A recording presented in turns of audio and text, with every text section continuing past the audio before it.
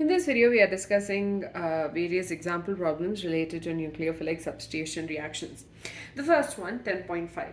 Haloalkanes react with KCN to form alkyl cyanides as the main product, while AgCN forms isocyanides as the chief product. Why? So basically, when you have haloalkanes, then on reaction with KCN, the product that is formed is an alkyl cyanide, which is RCN. Whereas when Rx reacts with AgCN, it gives rise to RNC. Why is this the case?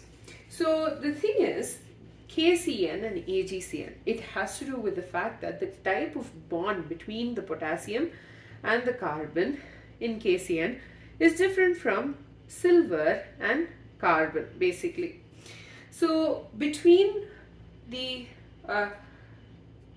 in KCN is basically ionic in nature, and this in turn will mean that we have a K plus and Cn minus ion, and so it gives away the Cn minus very easily.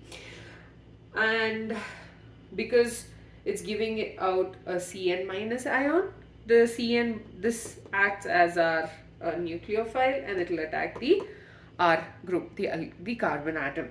On the other hand, when you have AgCN, it is actually a covalent bond in nature, and in this case the carbon is not free but the nitrogen is free, and the nitrogen will act, the lone pair of electrons on the nitrogen atom will act as a nucleophile and will attack the carbon atom. So essentially the bonds, the type of bond in each of these cases is different. In KCN you have an ionic bond, because of which you have the Cn minus group getting released.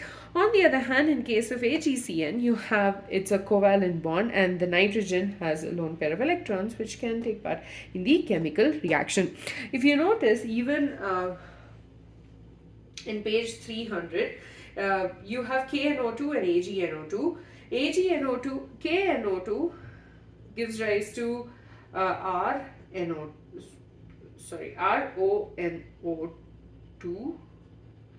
and AgNO2 gives rise to RNO2.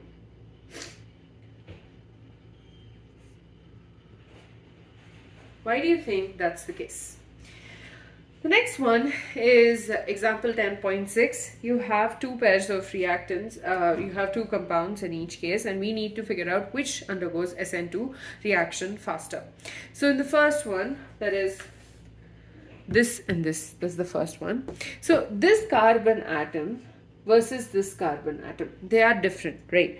So this one is actually a primary carbon atom. So since this is primary, whereas this is secondary, and we know an SN2 reaction is the more crowded it is, the more difficult it becomes for the incoming nucleophile to attack. And because of that, our primary carbon will undergo SN2 reaction to a much better extent, or to a much faster extent than the secondary, because this, you have a steric hindrance happening, because of which it will be difficult for the incoming nucleophile to come and attack the carbon atom. On the other hand, here you have differences, the iodine and chlorine. Between iodine and chlorine, iodine is bigger, and because it's bigger, it's easy for us to remove it, and so you'll have the incoming nucleophile coming in, and the iodine will leave immediately, because of the fact that the atomic size of iodine is bigger compared to chlorine. With that, we're done with these two example problems. In the next one, I will be discussing the example problem in page number 304, that is 10.7.